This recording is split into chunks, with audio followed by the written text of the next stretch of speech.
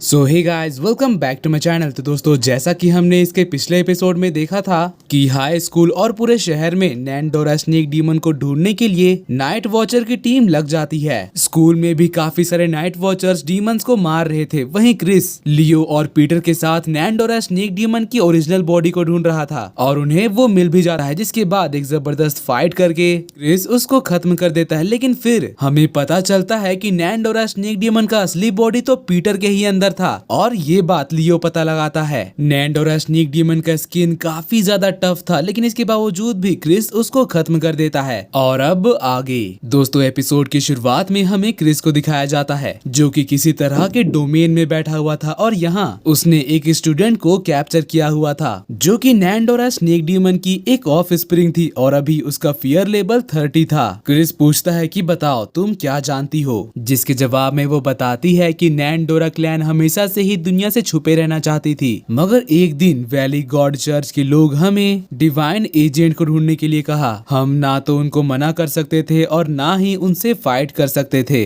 और क्योंकि सारे नैंडोरा स्नेक डीमंस अपना विजन शेयर करते हैं, इसीलिए उस रात पीटर की आंखों से हमें तुम्हारे बारे में पता चला। हम तो सिर्फ तुम्हें चर्च के लोगों के लिए स्कूल में ट्रैप करना चाहते थे, मगर हमने ये बिल्कुल भी एक्सपेक्ट नहीं किया था कि तुम हम सबको देखकर ही पहचान जाओगे। फिर तुमने इस बारे में नाइट वॉचर की टीम को बताया, इसलिए फिर हमने तुम्हें मारने का डिसाइड किया। तो फिर इस पर क्रिस कहता है कि जब तुमने देखा कि तुम मुझे नहीं मार पाओगी, तब तुम खुद को इंजर्ड करने का नाटक किया ताकि तुम्हारा ट्रू फॉर्म सबसे हिडन रह सके। जिसके जवाब में नैंडोरा स्नेक डीमन बताती है कि मैं खुद को इंजर्ड नहीं कर रही थी, अगर पीटर तभी इंटरफियर नहीं करता तो अब तक तुम मर चुके होते। वो मेरे बाकी ऑफ स्प्रिंग से बहुत अलग है। मेरे उसके बॉडी पर कब्जा करने के बावजूद भी उसकी ओरिजिनल पर्सनालिटी अंदर ही रहती है, और जब मैं उसकी बॉडी को कंट्रोल करती हूँ तब उसे गहरी नींद में सो जाना चाहिए, मगर ऐसा नहीं होता है। वो खुद अपनी बॉडी को अपनी मर्जी से कंट्रोल कर पाता है। उस रात जब इसकी याददाश्त मिटा दी गई थी, तब इसके बावजूद भी इसे सब कुछ याद था। वो तुम्हें उस रात छोड़ना नहीं चाहता था। पीटर बहुत दयालु है। जिसके बाद फिर क्रिस पीटर के पास जाता है और यहाँ सिस्टम उसको पीटर की रिपोर्ट दिखाता है। यहाँ लिखा हुआ था कि तुमने इस मिथिकल क्रीचर को मारा था, इसलिए अब तुम्हारे पास दो ऑप्शन है। तुम इसकी सोल को अभी खत्म कर सकते हो या फिर इसकी लॉयल्टी लेवल को 6 तक ले जाने के बाद तुम इसे एज अ नर्स हायर कर सकते हो, जो कि तुम्हारे लिए काफी ज्यादा बेनिफिशियल होगा क्योंकि इससे तुम नए इवेंट्स को अनलॉक कर पाओगे। और अभी यहाँ दिखाया जा रहा था कि उसका लॉयल्टी लेवल 85 है। तभी पीटर रोने लगता है। वो कहता है कि ये सब कुछ झूठ था, मेरी फैमिली, मेरे दोस्त और मैं खुद भी, सब कुछ फेक है। अब मैं क्या करूंगा? जिसके जवाब में क्रिस कहता है कि भले ही सब कुछ फेक था, मगर तुम असली में हो। तुमने हर बार मेरी मदद की। पीटर कहता है कि मैं तुम्हें कभी भी तकलीफ में नहीं देख सकता, जिसके लिए क्रिस उसको थैंक यू कहता है और फिर उससे कहता है कि मैं तुम्हें एक चॉइस देता हूँ। तो इस पर पीटर कहता है कि चाहे मैं कोई भी चॉइस क्यों ना कर लूं, मगर मैं उस दुनिया में वापस नहीं जा सकता। क्यों? मैंने सही कहा ना? तो क्रिस कहता है कि मैं अभी इस बारे में नहीं बता सकता, मगर अभी के लिए अगर तुम चाहो तो मैं तुम्हारी इस पिंजरे से निकलने में मदद कर सकता हूँ। पीटर कहता है कि तुम्हें अच्छी तरह से पता है कि मैं क्या चूज करूंगा।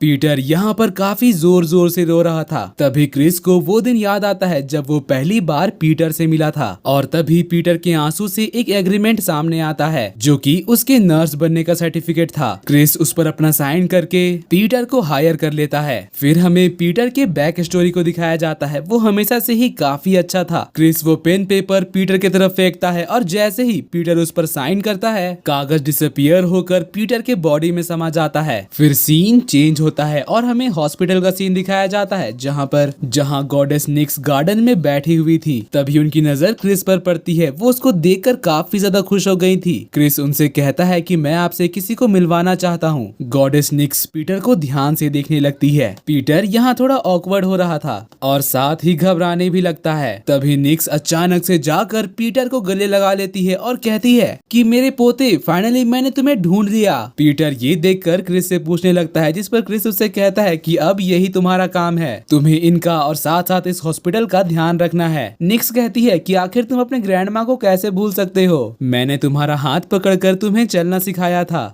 तो फिर ये सुनकर अब पीटर भी नाटक करना शुरू कर देता है। वो कहता है कि ग्रैंड माँ, मैंने आपको बहुत मिस किया। फिर निक्स कहती है कि तुम तो काफी बड़े और लंबे हो गए हो। तो इस पर पीटर कहता है कि ऐसा इसलिए क्योंकि आपने मेरा काफी अच्छी तरह से ख्याल रखा था। फिर निक्स कहती है कि अब तुम यहाँ से कहीं नहीं जाने वाले क्योंकि अब यही तुम्हारा घर है। पीटर भी कहता है कि ठीक है ग्रैंड माँ, मैं आपको प्रॉमिस करता हूँ। तभी हमें मीटर में दिखाया जाता है कि गॉडेस निक्स की मेंटल हेल्थ अब 23% से ठीक हो गई है। जिसके बाद फिर क्रिस लियो का दिया हुआ लेटर पढ़ता है जिसमें उसने लिखा कि नैंडोरा स्नेक डीमन का ऑफ स्प्रिंग पीटर तुम्हें स्कूल इसलिए लेकर आया था क्योंकि उसे तुम्हारी आंखों के बारे में पता चल गया था, और साथ ही उसने ये भी लिखा था कि तुम काफी ज्यादा सीक्रेटिव पर्सन हो और अब मैं भी तुम्हारी वजह से इस दुनिया को जानने लगा हूँ। आई होप मैं तुमसे दोबारा जरूर मिलूंगा।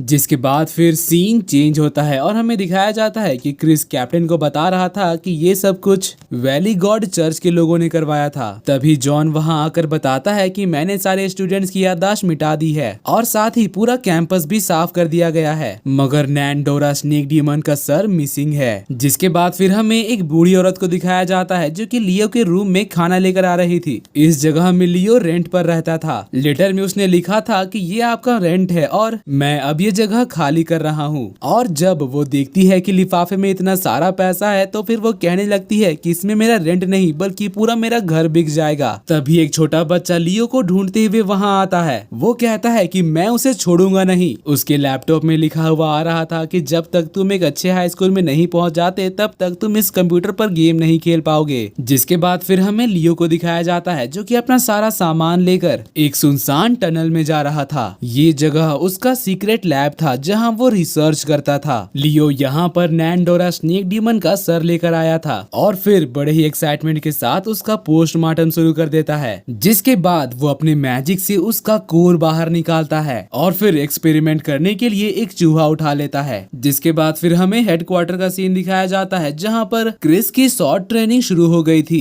कैप्टन कहते हैं कि क्रिस तुम्हारी शॉर्ट स्किल कुछ ही दिनों में काफी इम्प्रूव हुई है और इसी तरह से चलता रहा तो हम तुम्हें कुछ दिनों में नाइट वॉचर की ट्रेनिंग कैंप में भेजेंगे। जिसको सुनकर क्रिस हैरान हो जाता है और पूछता है कि अचानक से ऐसा क्यों? कहीं ये इसलिए तो नहीं क्योंकि वैली गॉड चर्च के लोग अब एक्टिव हो गए हैं? तो कैप्टन कहते हैं कि उसकी चिंता तुम मत करो, ट्रेनिंग कैंप में हर एक नाइट वॉचर को जाना पड़ता है, शायद तुम्हें वहाँ कुछ नए दोस्त मिलेंगे और हाँ, हमारे स्क्वाड की वहाँ पर कुछ इज्जत रख लेना। तो क्रिस कहता है कि आप उसकी चिंता मत करिए। जिसके बाद फिर हमें ट्रेनिंग कैंप का सीन दिखाया जाता है जहाँ पर जेसन क्रिस का एप्लीकेशन लेकर आया था। इंस्ट्रक्टर युवान बताते हैं कि हर साल हमारा ट्रेनिंग कैंप नए नाइट वॉचर्स को अच्छी ट्रेनिंग देता है, वो भी बेस्ट फैसिलिटीज के साथ, मगर अब क्योंकि हमारा ट्रेनिंग कैंप सांगजिंग से चैंगनान सिटी में आ गया है तो यहाँ पर उतनी फैसिलिटीज अवेलेबल नहीं है क्योंकि ये एक टेम्पररी कैंप है। जिस पर जेसन कहता है कि जगह चाहे कोई भी हो, मुझे पता है कि आपके अंडर अच्छी ट्रेनिंग होती है और वैसे भी आपने हमारे टीम के काफी लोगों को ट्रेन किया है और इस मामले में तो हमारे सुपीरियर्स भी सपोर्ट कर रहे हैं, तो फिर तुम इस बारे में ज्यादा क्वेश्चन मत पूछो। इंस्ट्रक्टर युवान पूछते हैं कि आखिर तुम लोग करना क्या चाहते हो, क्योंकि क्रिस की रिपोर्ट काफी अजीब तरह से लिखी हुई थी। तो जेसन कहता है कि इंस्ट्रक्टर युवान, आपको टेंशन लेने की कोई जरूरत नहीं है क्योंकि हमारा ये रुकी कोई आम बंदा नहीं है। जिसके बाद फिर सीन चेंज होता है और फिर हमें कुछ लोगों को दिखाया जाता है जो कि सोना में बैठकर गैम्बलिंग कर रहे थे। यहाँ हमें एक मोटे लड़के को दिखाया जाता है जिसका नाम बायली था और वो एक बहुत बड़ी कंपनी बायली ग्रुप का यंग मास्टर था और इस दांव में उसने सबको हरा दिया था। तभी एक बंदा कहने लगता है कि इस जगह में कोई खराबी है क्योंकि जब से हम यहाँ पर आए हैं तब से हम हारे ही जा रहे हैं। तभी दूसरा बंदा भी कहता है कि आखिर ये लड़का इतना अच्छा कैसे खेल सकता है। फिर वो तीसरा बंदा भी कहता है कि क्यों ना तुम अपने सीक्रेट हमें दिखाओ, आखिर तुम ऐसा कैसे कर पा रहे हो।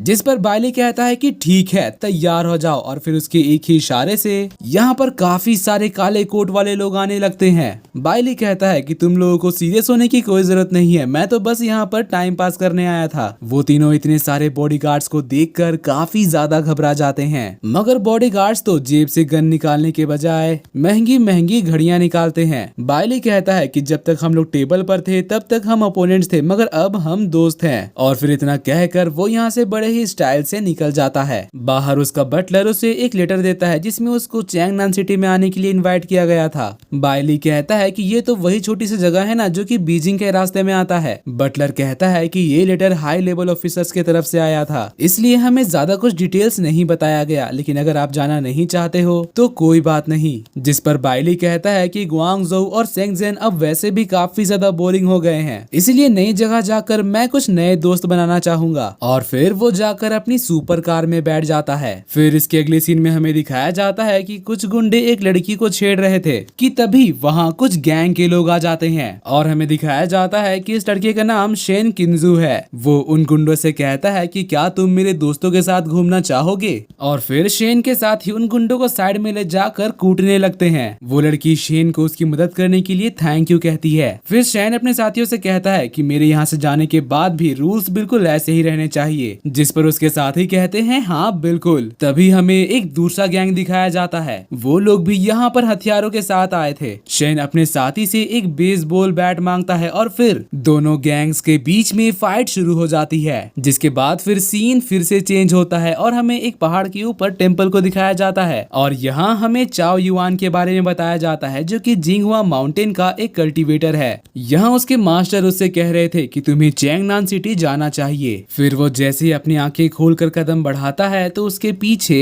नर्क के दानव अपना हाथ बढ़ाने लगते हैं। उसके मास्टर बताते हैं कि ये दुनिया काफी ज्यादा खतरनाक है, मगर इसमें बुराई के साथ साथ अच्छाई भी है जो कि एक दूसरे का बैलेंस बना कर रखती है। चाओ युआन, ये ओल्ड मैन तुम्हें एक और चीज याद दिलाना चाहता है और फिर वो बताते हैं कि तुम्हें चैंगनान सिटी में एक बहुत ही नोबल पर्सन मिलेगा। अगर इस अपॉर्चुनिटी का तुम सही से इस्तेमाल करते हो तो ना सिर्फ तुम्हारी इस लाइफ के सारे पाप धुल जाएंगे बल्कि तुम्हें इनलाइटमेंट भी मिल जाएगी। चैंगनान ये सुनकर पूछता है कि आखिर वो नोबल पर्सन कैसा होगा, मैं उसे कैसे पहचानूंगा। ओल्ड मैन बताते हैं कि उसकी आंखें काफी तेज होंगी और उसके पास मेडिकल नॉलेज काफी अच्छी होगी, वही इस दुनिया में तुम्हारी हेल्प करेगा। और इसके बाद फिर हमें वैली गॉड चर्च का सीन दिखाया जाता है जहाँ पर हमें पहली बार उस मिस्टीरियस पर्सन का फेस दिखाया जाता है। इसका नाम गैब्रियल था। वो कहता है कि क्रिस को पकड़ने से पहले हमें नाइट वॉचर की टीम को खत्म करना पड़ेगा। जिसके बाद फिर हमें लीजा को दिखाया जाता है। वो यहाँ कह रही थी कि आखिर उसे आधी रात में जाने की क्या जरूरत थी। कैप्टन उसको कॉल करके कहते हैं कि तुम उसका सारा सामान पैक करके भिजवा देना, मगर लीजा जैसे ही अपना फ्लैट का दरवाजा खोलती है वहाँ एक बहुत बड़ा धमाका होता है जिससे ये पूरा फ्लोर डिस्ट्रॉय हो जाता है। ये काम चर्च का था। गैब्रियल कहता है कि इस इंसिडेंट से उन्हें थोड़ी सबक मिल जाएगी। फिर हमें एशियंट चर्च गॉड के दो एजेंट्स को दिखाया जाता है। एक थी स्नेक वुमन और एक था लुआंग। इन लोगों को क्रिस को पकड़ने के लिए गैब्रियल ने भेजा था और साथ ही हान को भी। गैब्रियल कहता है कि मुझे यकीन है कि ये लोग गॉड मिकेल के अवतार को पकड़कर जरूर ला पाएंगे। फिर हमें लीजा का फ्लैट दिखाया जाता है जहाँ चारों तरफ आग लगी हुई थी। कॉल में कैप्टन उससे पूछते हैं कि क्या तुम ठीक हो, जिस पर लीजा बताती है कि मैं बिल्कुल ठीक हूँ, टेंशन मत लो। और फिर जैसे ही वो बाहर की तरफ जाती है तो देखती है कि ये काम तो वैली चर्च गॉड का था। वो अपना हथियार निकाल कर तुरंत उसके ऊपर अटैक करने बढ़ती है, मगर वो चर्च का बंदा तो भागने के बजाय अपना हाथ फैलाकर वहीं खड़ा था। चर्च में यहाँ एक पर्सन गैब्रियल से पूछता है कि क्या नाइट वॉचर के खिलाफ जंग का ऐलान करना अभी सही रहेगा। गैब्रियल कहता है कि ये तो बहुत ही अच्छा सवाल है, हम उसे मारे या उसे पकड़ें। जिसके बाद फिर हमें क्रिस को दिखाया जाता है। कैप्टन उसको बताते हैं कि अब वो लोग लोकेशन में पहुंच चुके हैं। क्रिस ये जगह देखकर पहचान जाता है। वो कहता है कि ये तो जिन्नान माउंटेन है, मुझे तो लगा था कि हमें काफी दूर जाना होगा। और दोस्तों इसी के साथ आज का ये एपिसोड यहीं पर खत्म होता है। अगर आपको मेरी एक्सप्लेनेशन और ये एपिसोड पसंद आई तो प्लीज वीडियो को लाइक कर दीजिएगा और जाने से पहले चैनल को सब्सक्राइब करके बेल नोटिफिकेशन भी ऑन कर लीजिएगा ताकि जैसे ही इसका नेक्स्ट एपिसोड आए तो आपको सबसे पहले पता चल जाए। तो मिलते हैं आपसे अगली वीडियो में, तब तक के लिए bye bye, be happy, be safe and thanks for watching.